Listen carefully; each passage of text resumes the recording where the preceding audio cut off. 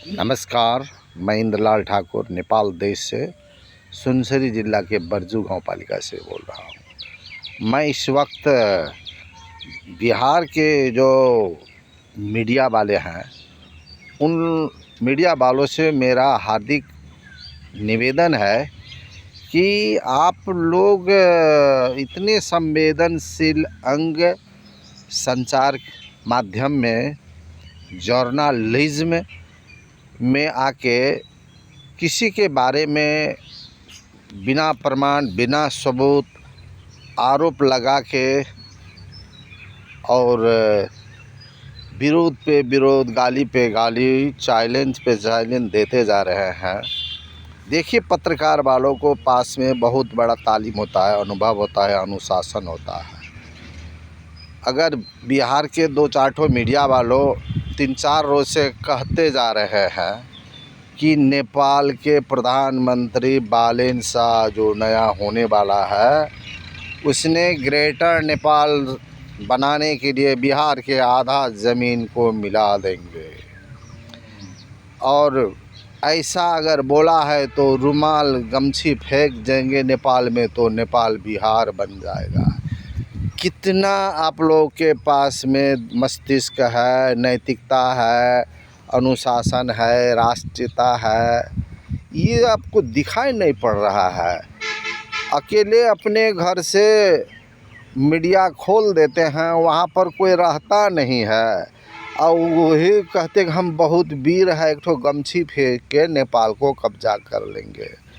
जबकि देखिए, बालेन शाह जो है बोलता नहीं है, बोलता है तो उपयुक्त वक्त बोलता है, किसी का अनादर नहीं करते हैं। ये सचमुच में ये गरिमामय प्रधानमंत्री है और जो भी बोलेंगे सोच समझ के बोलेंगे। और हम आपसे पूछते हैं कि वो किस तारीख में, किस मंच में, किस मीडिया के सामने, किस अंतर्वार्ता में ये बोले हैं कि ग्रेटर नेपाल बना रहे हैं, इसमें बिहार का आधा हिस्सा हम दखल कर लेंगे। तो ऐसा नालायक तो असभ्य नहीं है हमारा प्रधानमंत्री। नेपाल देश को लोग बोलते कम है, अच्छे बोलते हैं या तो नहीं बोलते हैं। हमारे प्रधानमंत्री बोलते कम है, सोचते ज़्यादा है और दूसरा का बात सुनते ज़्यादा है। अपने उपयुक्त बात ही बोलते हैं, इसीलिए ये नेपाली का ये स्वभाव है। इसीलिए मैं आपका जो आरोप का खंडन कर रहा हूँ। जो हमारा देश का प्रधानमंत्री कहीं किसी तारीख में नहीं बोले हैं।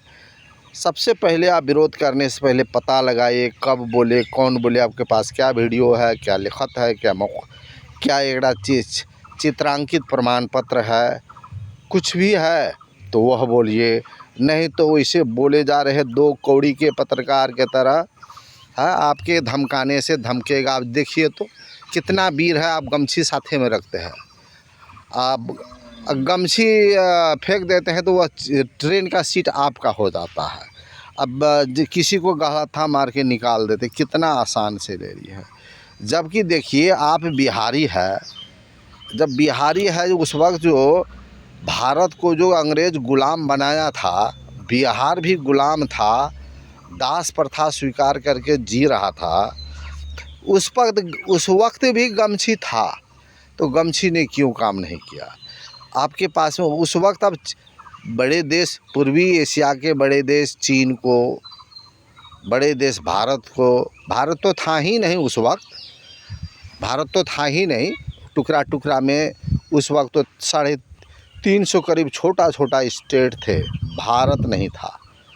तो इसीलिए पटना को मगध राज बोला जाता था, वो मगध राज बोला जाता था, उसमें थे। तो इसमें आप हमको कह रहे हैं जो उस वक्त आप बहादुर थे कि नहीं थे? जब 2 देश को कब्जा कर लिया, गुलाम बना लिया, नेपाल को कोई नहीं बना सका, तो अब इससे प्रमाणित होता कितना साहसी, कितना बहादुर, कितना ईमानदार है, कितने अच्छे 2 देश है। इस देश के साथ में आप अथी करते हैं। हमारा देश में जितना धन है, संपत्ति है, पर्याप्त है, जल है, ज़मीन है, वायुमंडल पवित्र है, आकाश पवित्र है। हमारा देश में चोरी डकैती लूट खसोट नहीं होता है। इतना पवित्र देश है नेपाल। आप जाके यहाँ पर देखिए, किसी गांव में, वार्ड में, टोल में भिखारी नहीं मिलेगा।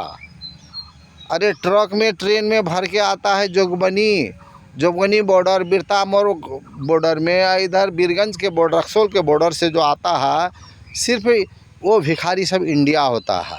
इंडिया से आता है, बिहार से ज़्यादा आता है। और वो लोग जो है हर मठ मंदिर के आगे अपनी गरीबी दिखा के, भिखारी दिखा के, उतना नग्न अवस्था में, घृणित अवस्था में वातावरण को दूषित बना के रखा है। यही बिहारी आप ही है। बिहारी के पास में कहाँ से वैसा स्वाभिमानी है? नेपाल देश में आके बिहार सब आके घिना दिया है। साला पटना में जाकर देखिए, सबसे गंदा शहर इंडिया में पटना को कहा जाता है, दरभंगा को कहा जाता है, मुजफ्फरपुर, जोगबनी, पूर्णिया, भागलपुर, बीरपुर। जाके देखिए तो जोगबनी आदमी को खड़े रहने का व्यवस्था नहीं है, इतना गंदा है। रोडे में सब जाको बाजार लग जाता है, चलने का जगह जहाँ नहीं रहता। चोर पॉकेट मार से भरा हुआ है। कहीं पर ट्रेन में चढ़ के जाओ तो पॉकेट मार का डर, पॉकेट मार से सावधान। हमारा देश में पॉकेट मार नहीं है, चोर लुच्चा लफंगा नहीं है। इतना इंसान देश के साथ अब बगावत न करे। इसीलिए आपको मैं अनुरोध करता हूँ, प्रमाण खोजिए, इसके बाद कुछ आगे बढ़िएगा, नहीं तो अपना गलती टोटल को आप फिरता कर लें। ये मेरा सुझाव है आपके लिए, मीडिया वालों के लिए। आपका देश का सरकार कैसे बिना प्रमाण को आप लोगों को कैसे बोलने देता है? मर्यादा प्रतिष्ठा नहीं है, कहीं कुछ बोल देते हैं। ऐसा मत सोचिए, हम लोग वीर ब्लड से हैं। इसीलिए आपको अंतिम मैं सुझाव कर रहा हूँ। धन्यवाद।